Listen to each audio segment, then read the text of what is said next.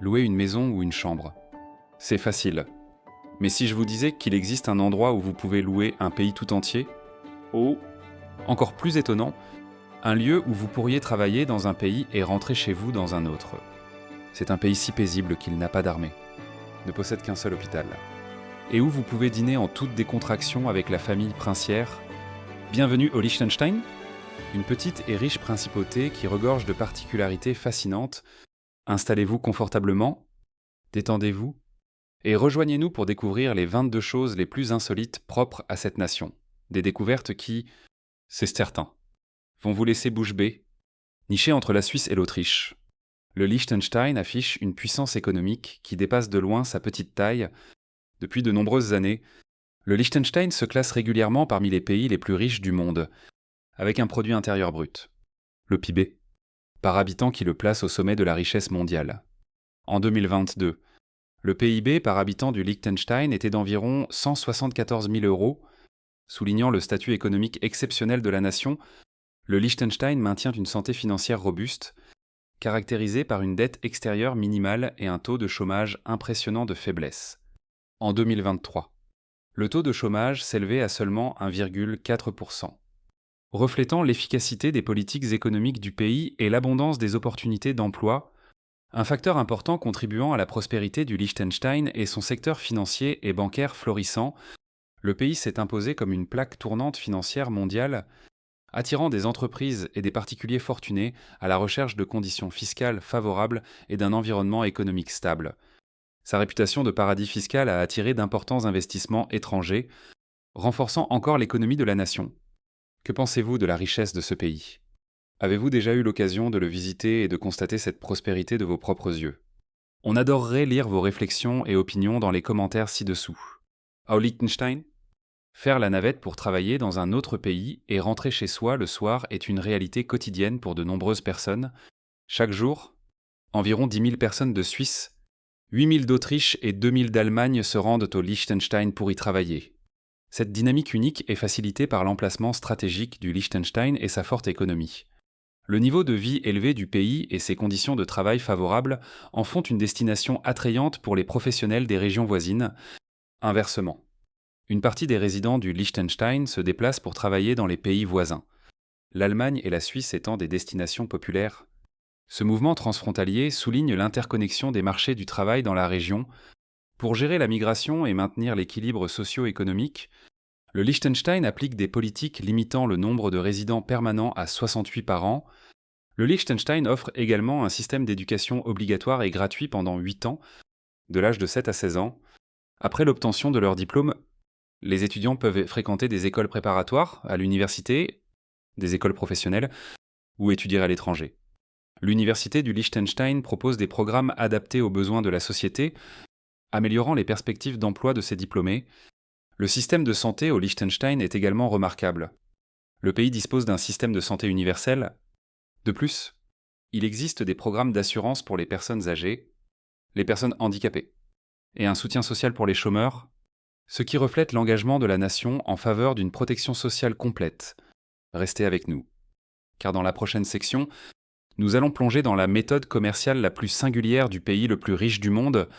Ça promet un rebondissement excitant, n'est-ce pas ? Assurez-vous de suivre ce qui va se passer. Avez-vous déjà rêvé de posséder un pays tout entier ? Au Liechtenstein. Ce rêve n'est pas aussi farfelu qu'il y paraît. Depuis 2011, le Liechtenstein offre officiellement l'opportunité unique de se louer pour une soirée de luxe inégalée pour 700 000 euros par nuit. Vous et jusqu'à 150 invités pouvez vous offrir une expérience festive unique dans une vie. Le forfait comprend des panneaux de signalisation personnalisés, une clé honorifique du pays et le soutien complet des 110 policiers de la nation pendant votre séjour. Vous pourrez vous immerger dans les traditions locales, comme déguster un vin de classe mondiale avec le chef de l'État, le prince Hans Adam II, la culture alpine unique du Liechtenstein. Combinée à son statut exclusif de nation à louer, en fait une expérience sans pareille sur Terre. Il est conseillé aux invités de réserver des mois à l'avance, car l'organisation d'un événement de cette envergure requiert de la précision. En 2010, le célèbre rappeur Snoop Dogg a tenté de louer le pays pour le tournage d'un clip vidéo. Cependant, sa demande à Idol a été refusée en raison d'un temps de préparation insuffisant. Cet événement a suscité la curiosité mondiale, mais étonnamment, personne n'a officiellement profité de cette offre extraordinaire depuis sa création, bien qu'il s'agisse d'un pays petit et incroyablement riche. Ce que je vais vous révéler va vous choquer. Ce pays n'a pas d'armée pour le protéger. Explorons les raisons de cette étrange situation dans la section suivante. Mais d'abord, prenez 10 secondes pour vous abonner à notre chaîne et activer les notifications afin de ne jamais manquer nos dernières mises à jour. En 1868, le Liechtenstein a pris la décision audacieuse de dissoudre son armée. Depuis lors, il est resté l'un des rares pays sans force militaire. À la place, le Liechtenstein compte sur sa force de police nationale. Composée d'environ 125 personnes, dont 90 officiers et 35 employés civils, pour maintenir la sécurité intérieure et l'ordre social, malgré son absence d'armée, le Liechtenstein jouit de l'un des taux de criminalité les plus bas au monde. La force de police nationale est bien équipée pour répondre aux besoins de sécurité du pays, garantissant la sûreté de ses citoyens. En matière de relations internationales, le Liechtenstein adopte une approche unique. Il n'entretient pas ses propres ambassades, il s'appuie plutôt sur les missions diplomatiques de la Suisse pour représenter ses intérêts à l'étranger. Cet arrangement réduit non seulement les coûts, mais illustre également les stratégies innovantes de la principauté pour maintenir sa souveraineté et sa présence mondiale. Le modèle du Liechtenstein démontre qu'une nation peut assurer efficacement sa sécurité et entretenir des relations internationales sans une force militaire traditionnelle, en s'appuyant plutôt sur des partenariats stratégiques et un système de police interne robuste. Saviez-vous que le Liechtenstein est le pays avec la plus longue pause de midi? Ici, la pause officielle dure de midi à 13h30, offrant aux résidents 90 minutes pour se détendre et savourer leur repas. Pendant ce temps, la communauté observe des heures de tranquillité, décourageant les activités telles que la tonte de la pelouse ou les festivités bruyantes pour s'assurer que tout le monde puisse se reposer sans être dérangé. L'accent mis sur la quiétude ne s'arrête pas au déjeuner. Après 22 heures, les résidents sont tenus de respecter le silence, honorant ainsi la paix de la nuit. Cette pratique reflète l'engagement du Liechtenstein envers un cadre de vie harmonieux, équilibrant la vie moderne avec des traditions chéries. Que pensez-vous du confort dans ce pays? Combien de temps dure votre pause déjeuner dans votre pays? Nous serions ravis que vous partagiez vos réflexions et informations utiles dans la section des commentaires ci-dessous. Niché entre la Suisse et l'Autriche, le Liechtenstein est une petite nation prospère d'environ 39 000 habitants. Malgré sa richesse, le pays fonctionne avec un seul hôpital, l'hôpital national du Liechtenstein. Situé dans la capitale, Vaduz, cet établissement est bien équipé pour répondre à la plupart des besoins médicaux, offrant des services en médecine interne, chirurgie, gynécologie, obstétrique et psychiatrie. Pour les cas médicaux plus complexes, le Liechtenstein a des accords avec la Suisse et l'Autriche voisines, permettant aux patients d'accéder à des traitements spécialisés dans ces pays. Le système de santé de la nation se caractérise par son efficacité et sa qualité, reflétant le niveau de vie élevé de ses résidents. Le système hospitalier centralisé, combiné à des collaborations internationales, garantit que les besoins de santé de la population sont satisfaits efficacement. En résumé, l'approche du Liechtenstein en matière de santé, gérer un seul hôpital bien équipé, complété par des partenariats internationaux, Santinti Tartamarzeeno, démontre comment une petite nation peut fournir des services médicaux complets à ses citoyens. Dans le prochain chapitre, nous explorerons pourquoi ce pays a été la dernière nation à accorder le droit de vote aux femmes. Qu'est-ce qui a finalement réussi à briser cette barrière? Restez à l'écoute pour le découvrir. Situé au cœur de l'Europe, le Liechtenstein est le dernier pays d'Europe à avoir accordé le droit de vote aux femmes. Le chemin vers le suffrage féminin dans cette principauté a été marqué par des efforts persistants. En 1968, le premier référendum sur le suffrage féminin a eu lieu, mais la proposition a été rejetée. Les référendums suivants en 1971 et 1973 n'ont pas non plus réussi à obtenir le soutien nécessaire. Malgré l'appui des principaux partis politiques et des médias, ce n'est que le 1er juillet 1984 qu'un référendum décisif a eu lieu, limité aux électeurs masculins. Le résultat fut une victoire serrée pour les partisans du suffrage, avec 2370 voix pour et 2251 contre une marge de seulement 119 voix. Suite à cette décision, des amendements constitutionnels ont été apportés pour accorder aux femmes le droit de vote aux élections nationales. Cependant, ce n'est qu'en 1986 que les femmes ont pu participer aux élections locales dans toutes les municipalités. La première élection nationale permettant aux femmes de voter a eu lieu en 1986, menant à l'élection d'Emma Eigenmann comme première femme au Landtag, le parlement du Liechtenstein, le 15 août de chaque année. Le prince Alois prononce un discours sur les réalisations et les aspirations de la nation après les cérémonies. La roseraie du château se transforme en lieu de réception publique organisé par la famille du prince. Ce rassemblement offre une occasion rare aux participants de côtoyer la royauté dans un environnement détendu et pittoresque. Au fil de l'après-midi, le centre-ville s'anime avec des stands de nourriture, des vendeurs de rue et diverses attractions, créant une atmosphère vivante qui attire à la fois les habitants et les touristes. Les familles et les amis se réunissent pour savourer la cuisine locale et participer à un large éventail d'activités, favorisant un sentiment de communauté et de célébration partagée. Le soir, un feu de joie est allumé. Suivi d'une procession au flambeau le long du sentier de montagne du Fürstensteig, le festival atteint son apogée avec un feu d'artifice, illuminant le château de Vaduz et captivant le public. Ensuite, nous explorerons les fascinants secrets financiers du Liechtenstein, de son statut de paradis fiscal à son impressionnante stabilité économique. Restez avec nous pour découvrir l'histoire qui se cache derrière la richesse de cette petite nation. Le Liechtenstein est depuis longtemps réputé pour ses politiques fiscales favorables et son secret bancaire strict. Cette réputation a attiré de nombreuses personnes fortunées, y compris des célébrités d'Hollywood, cherchant à protéger leurs actifs discrètement. Les banques de l'Aziz-Norming de la nation sont célèbres pour leurs mesures de civic rates de sécurité rigoureuses, ce qui les rend attrayantes pour ceux qui désirent la confidentialité financière. Cependant, ces dernières années, le Liechtenstein a fait face à une pression internationale croissante pour améliorer la transparence de son secteur financier. En réponse, le pays a mis en œuvre des réformes importantes pour s'aligner sur les normes mondiales, notamment, en 2021, le Forum mondial de l'OCDE a confirmé que la mise en œuvre nationale du Liechtenstein était entièrement conforme aux exigences de l'OCDE pour l'échange automatique de renseignements à des fins fiscales. Ces réformes ont entraîné une surveillance plus stricte et ont réduit l'attrait du Liechtenstein comme refuge pour les comptes bancaires secrets.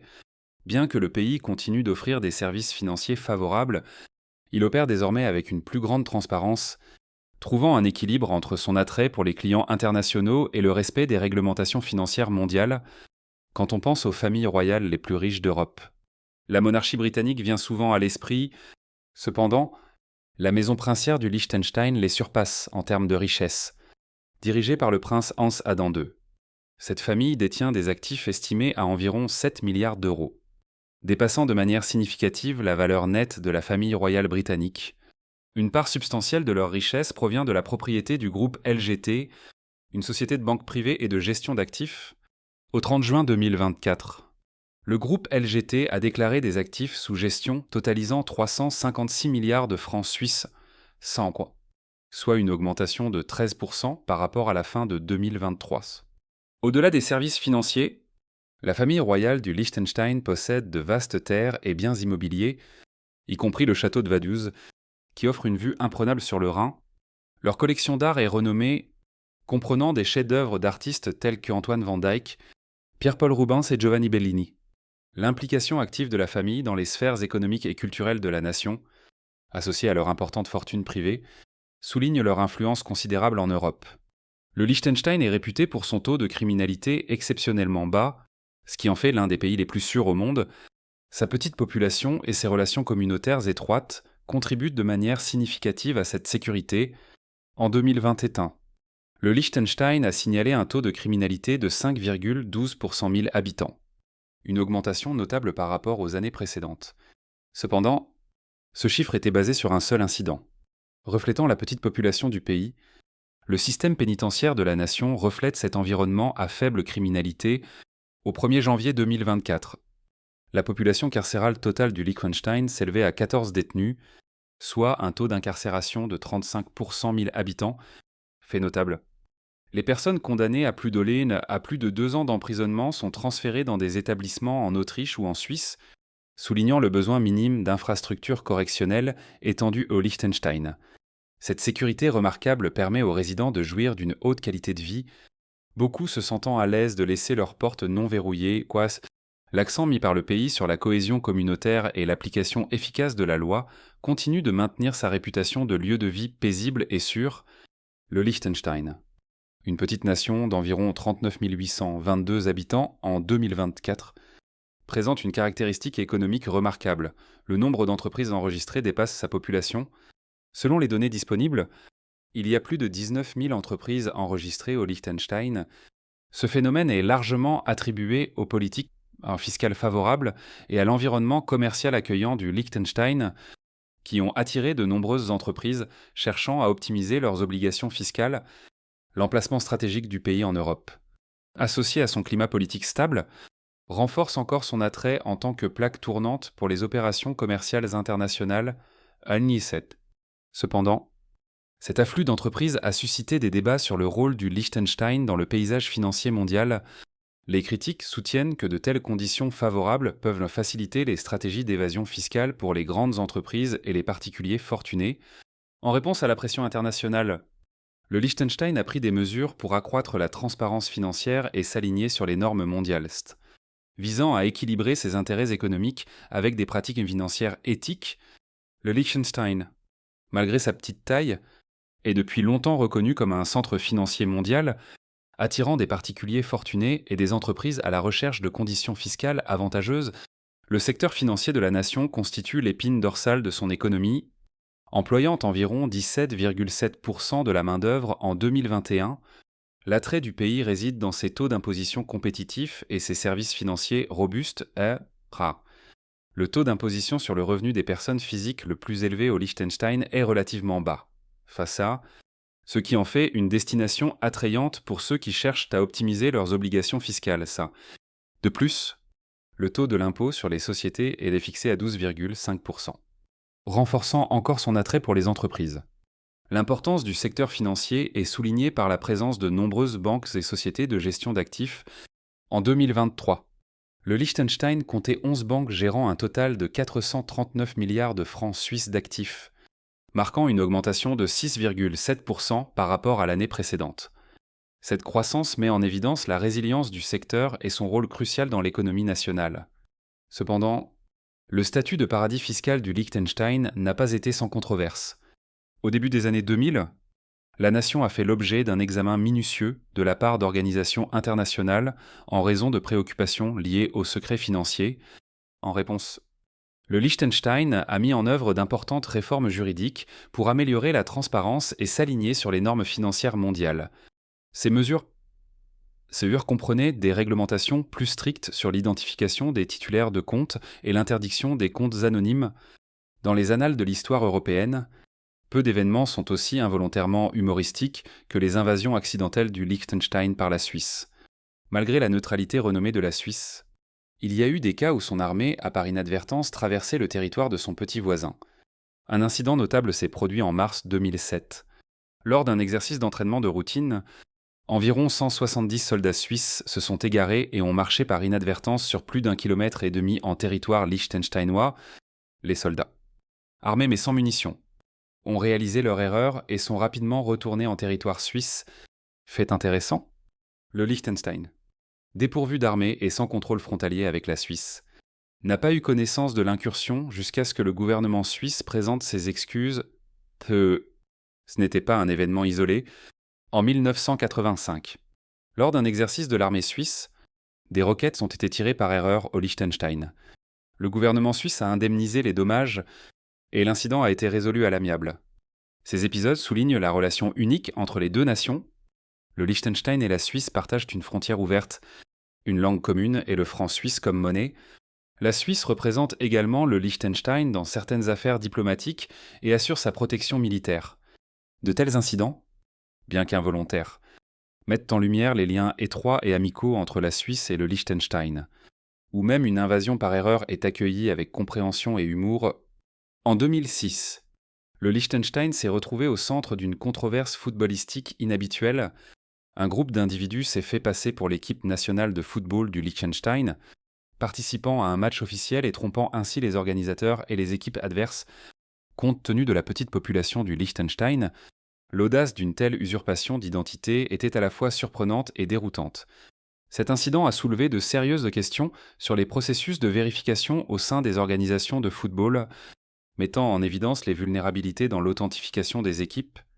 Bien que l'épisode n'ait pas causé de tort durable, il est devenu une anecdote curieuse dans les cercles du football, attirant une attention inattendue sur la principauté. S'étendant sur un peu plus de 160 km², il détient le titre de quatrième plus petit pays d'Europe après la Cité du Vatican, Monaco et Saint-Marin.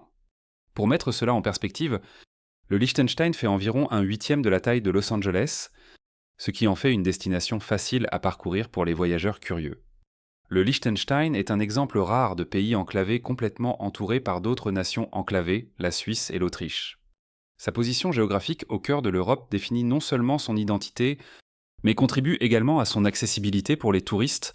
La langue officielle du Liechtenstein est l'allemand, ce qui facilite la communication pour les visiteurs européens et reflète le patrimoine culturel de la nation. L'emplacement et la familiarité linguistique du pays en font une étape pratique pour les voyageurs explorant l'Europe centrale. Les visiteurs peuvent rejoindre le Liechtenstein en bus ou en train, qui sont parfaitement connectés aux pays voisins. L'aéroport de Zurich, l'un des hubs les plus fréquentés d'Europe, est la porte d'entrée internationale la plus proche, offrant un point de départ pratique pour une aventure au Liechtenstein. Des des superbes panoramas alpins au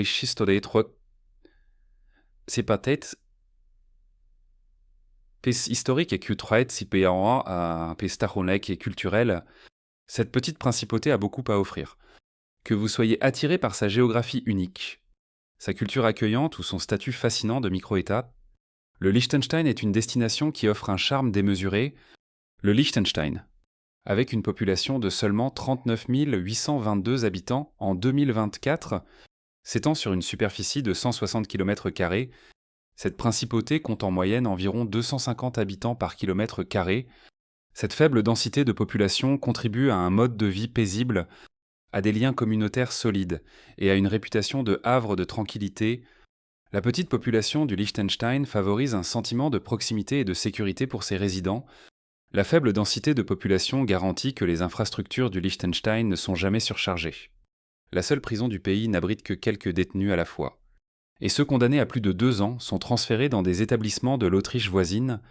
Cette absence de surpopulation s'étend aux espaces publics, où les paysages de montagnes sereins restent intacts de toute forte affluence.